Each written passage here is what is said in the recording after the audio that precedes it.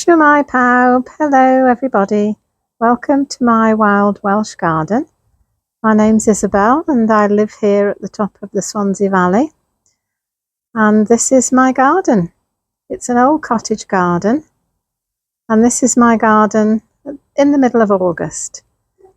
Yes, it's been a very strange year. I just feel like the summer is beginning and here we are, almost ready to go into autumn.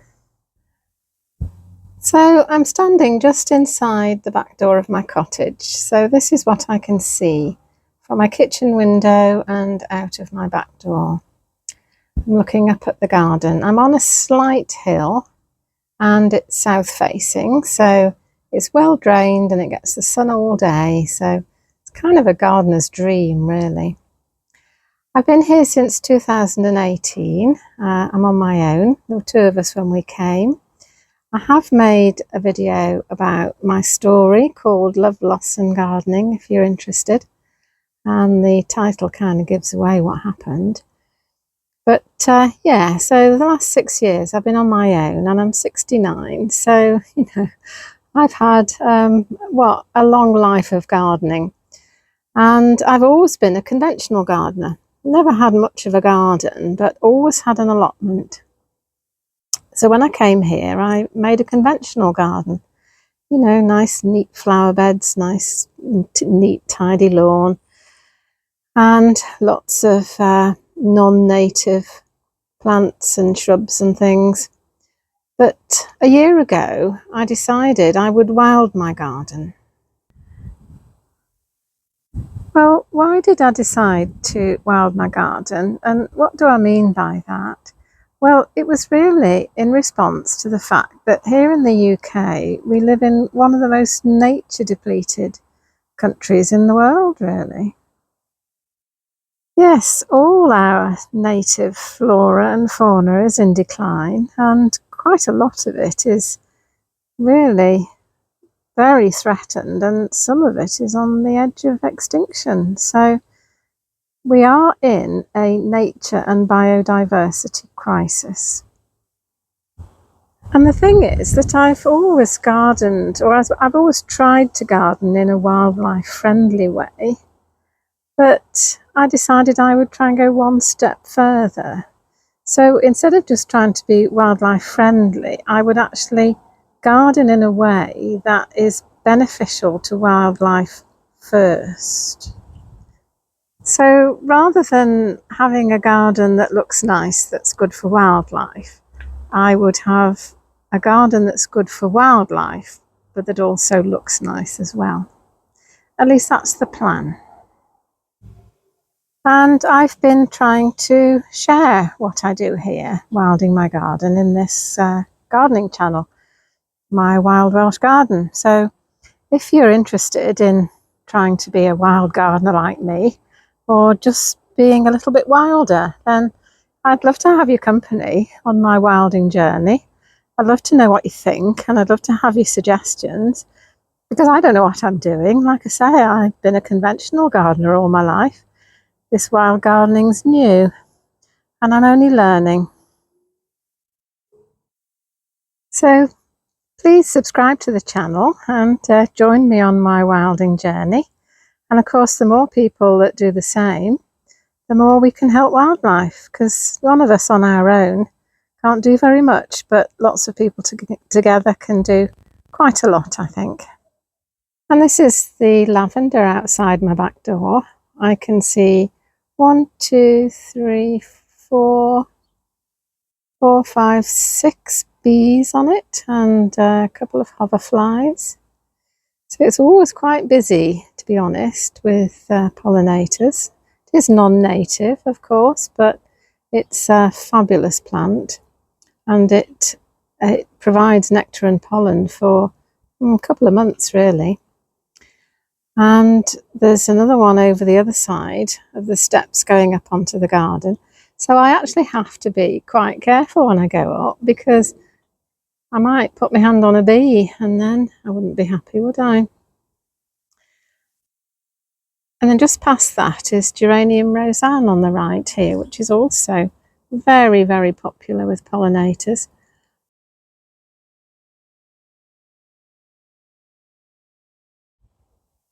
And on this side, pretty much gone over. These are all at the stage now when you can make little lavender bags out of them, which I used to do years ago, but I don't do anything like that anymore. So trying not to put my hand on a bee.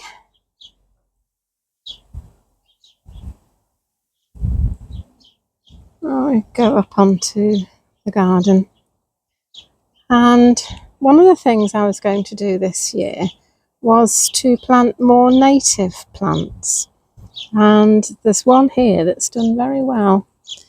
It's a wild Achillea called Sneezewort, and it looks really happy there, so it looks like that's something that I might try and have more of in my garden. And the pollinators love it. Tends to be visited more by the little pollinators. You can see there's a bee down there, which is actually on a herb. The name escapes me. I'll put it on. And then this is almost over, but it's a purple toad flax, and that's a native plant, and that's done really well. And the bees really love that. There's a little hoverfly around it at the moment. And these big umbellifers are, I thought they were wild carrot. I planted a lot of wild carrot, but it seems to be that the slugs have eaten it all. I would love to have wild carrot in my garden, but I don't think that's going to be possible. I think I have too many slugs. But this is ordinary carrot. This is the carrots that you eat, which I planted in the ground, and yeah, they've grown. I have tried that several times in the past, but it's never worked before. And one of the questions that I had for myself when I decided to wild my garden was, when is a wild garden still a garden, and when is it just wild? And so what I said at the beginning of the season was that I would try and keep this central path up through the garden relatively tidy and sort of hazard free, because the trouble is everything grows over the path and you get wet legs when it rains, and it rains a lot in Wales, let's face it. But if things have got spikes, you get grabbed and spiked, and you know, it becomes a bit of an obstacle course to actually walk up the garden. So I have kept the central path relatively tidy and clear. And then the plan was that as I moved away from the central path, I would intervene less and less, and things would just get more and more wild and just left for the wildlife, really. So this is a little bit of a safari. There is an access path here. I'll just go down. You can see the slate there. But we have to walk through a golden oregano, which not native. That's been there for 6 years. But this is a musk mallow. That's a native plant. And that seems to be quite happy. That seems to be seeding itself. So I'm happy with that. And then down here, I haven't actually been down here for months. I've discovered there's some wild carrot. So yeah, am I happy with that? So it looks like maybe I might get white carrot. Oh, you can see there's a bee there on the purple toad flax. See, there's so few flowers left, but obviously the flowers that are left are still very nectar and pollen rich. And there's one flower left of the oxeye daisies. These are native flowers as well, and there was quite a little patch there, but that's the last one. And then down here is wild marjoram.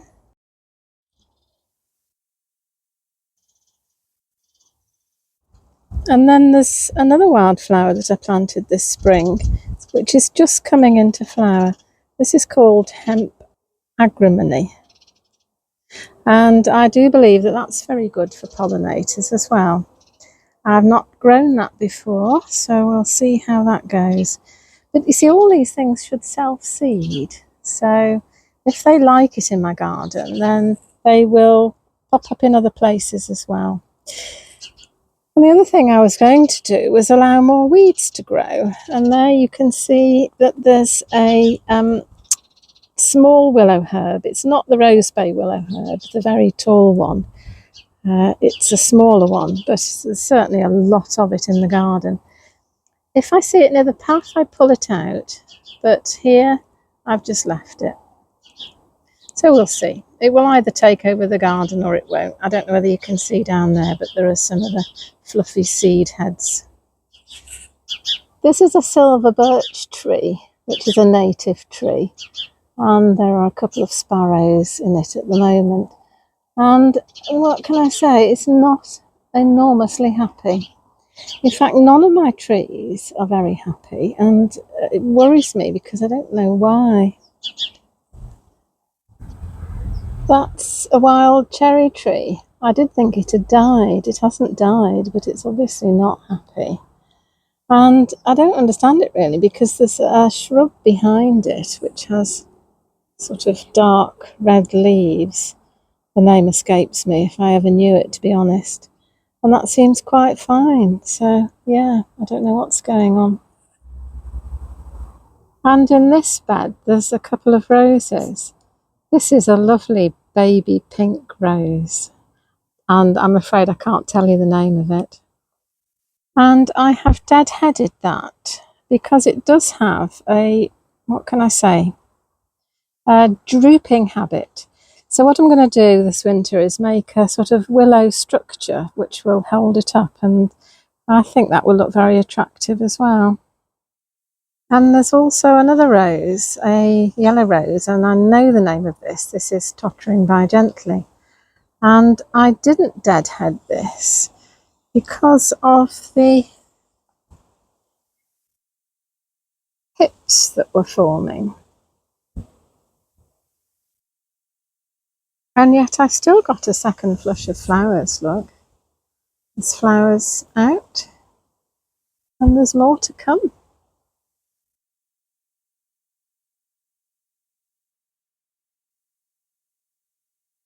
So just continuing up the path, in these beds there's, a number of non-native plants and shrubs. There's a contorted hazel there, and fabulous pink phlox, and this lovely Japanese anemone, white swan I think it's called.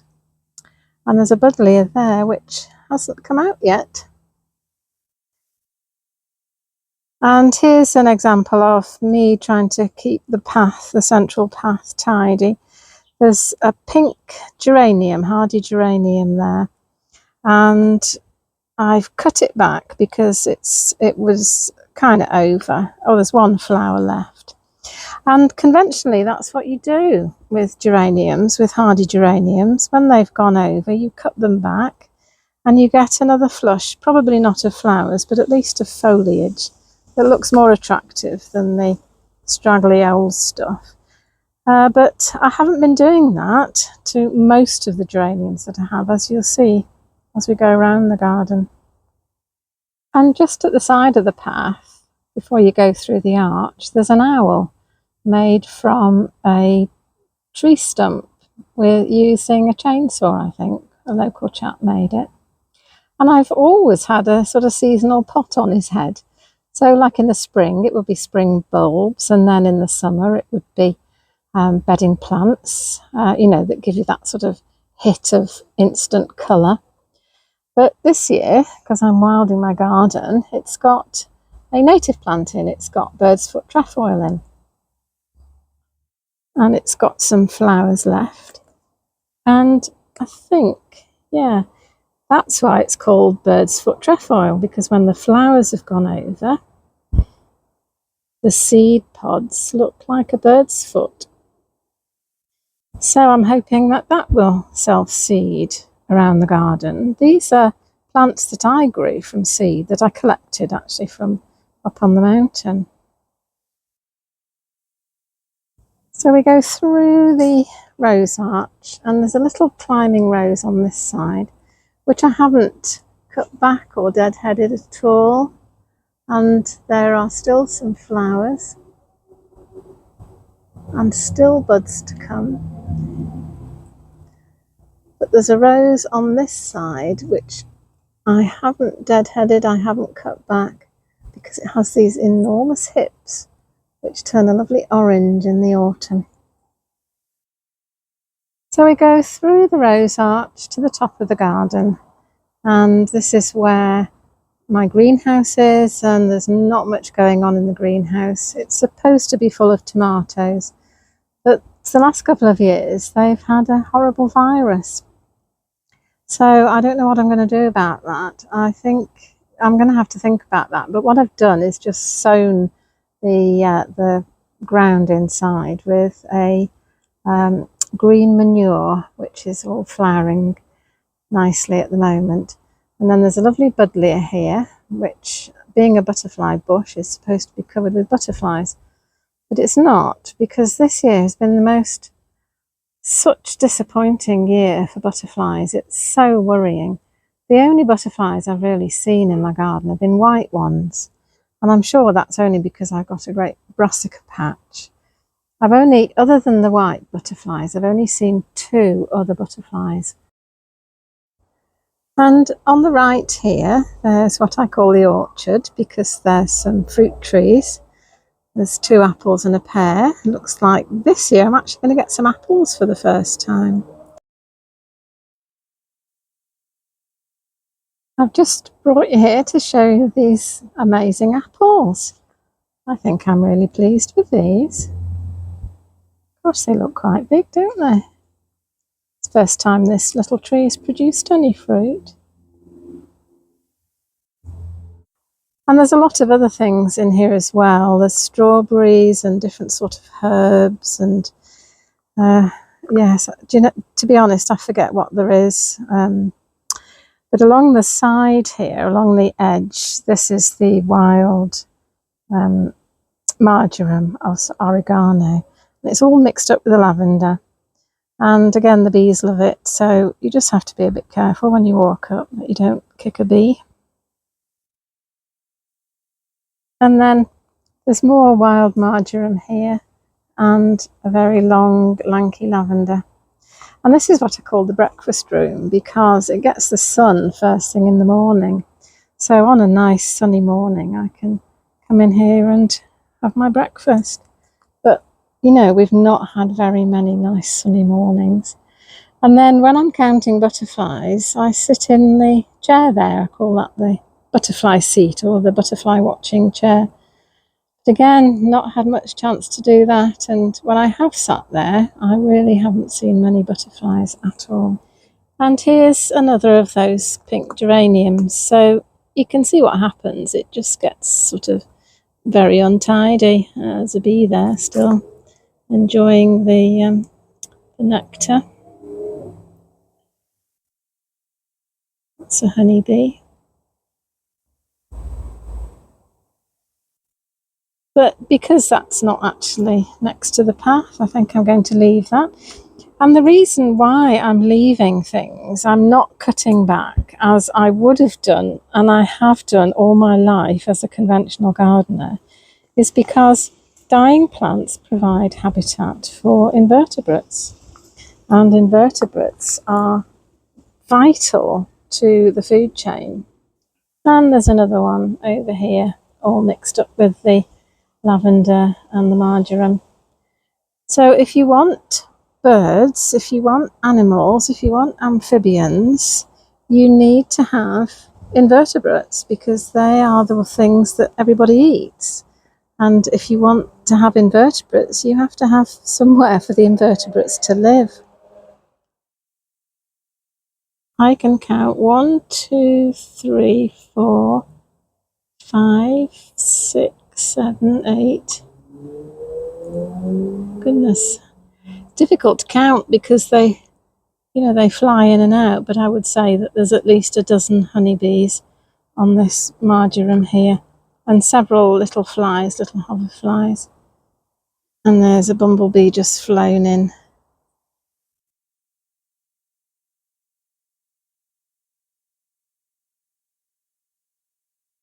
And again, on this lavender I can count 1, 2, 3, 4, 5, 6, 7 bumblebees on one lavender plant.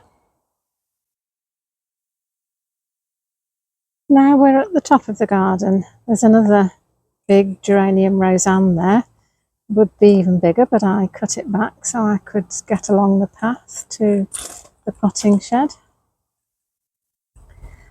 And again, it's a mixture of non-natives and native plants, but all sort of with pollinators in mind, really. All the sort of plants that will produce lots of pollen and nectar. But there's wild marjoram over there, and another geranium, and quite a lot of purple loosestrife that's come out of the pond, and evening primrose, which is almost going over now, but has been lovely and bright yellow.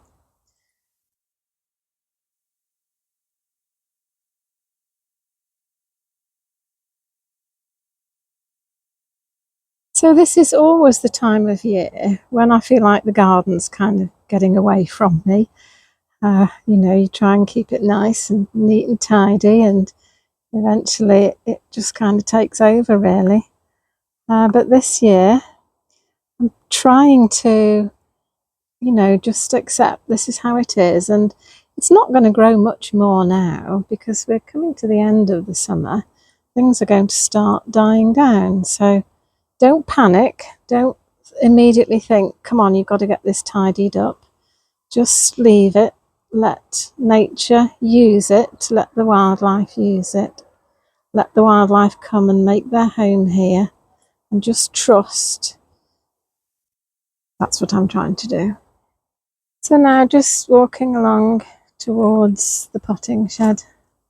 This was here when I came, but it was in a very sorry state. It's very old. It's made out of railway sleepers, but I got somebody to come and renovate it for me. I call it my grade 2 listed shed, really, because it's so old. And then these are my vegetable beds, and I don't want to go too close, to be honest, because they're pretty disgraceful. It's filled with mostly brassicas and a lot of damage done to them, but I don't think it's caterpillars. I think it's slugs. I think this has been such a good year for slugs that they've just literally had a field day. But there was supposed to be peas in there, and there were supposed to be courgettes, and I think I might have one courgette if I'm lucky. But in addition to the vegetables that I've planted, I've also got borage and nasturtiums, which the bees love. And I do have some beans, some runner beans and some purple climbing beans climbing up the poles. And I've had a couple of meals off them, so, you know, that's enough for me. So just pausing in the doorway to the shed. This is what the garden looks like from up here. And we're going to go down that path there. There is a path. To the left are some autumn raspberries, which are just beginning to fruit. And there are some raspberries to come.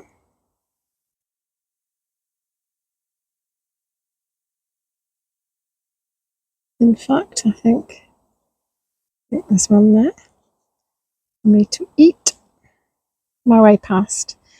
That's what happens to most raspberries. They don't actually make it into the kitchen. I eat them on my way around the garden. And then these are some native trees. There's a hawthorn there and a blackthorn there, and when they get tall enough, I'm going to form them into an arch, so I shall go through an archway here. Past another Japanese anemone, flowering there, pink one this time. So this is the lawn. When I first came, it was pretty much, apart from the vegetable patches, it was pretty much all lawn. This was the only little bit that was left. Not lawn really, just sort of scratty grass. I tried to make it into a nice lawn, but it just didn't work. So what I do now is I just cut the middle bit, keep the middle bit short so that we've got somewhere to sit and there's somewhere to put the bird bath for the birds. And then I'll just let the edges grow long, and that's what's happened here. And this is where the invertebrates live, because long grass and weeds is the best sort of habitat for invertebrates that the birds eat. So yeah, and then I've got my summer house there.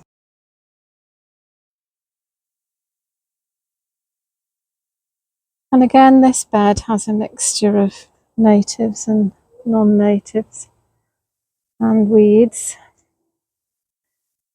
There's an evening primrose there, which is just about gone over. Different phloxes and hardy geraniums. And a rose here.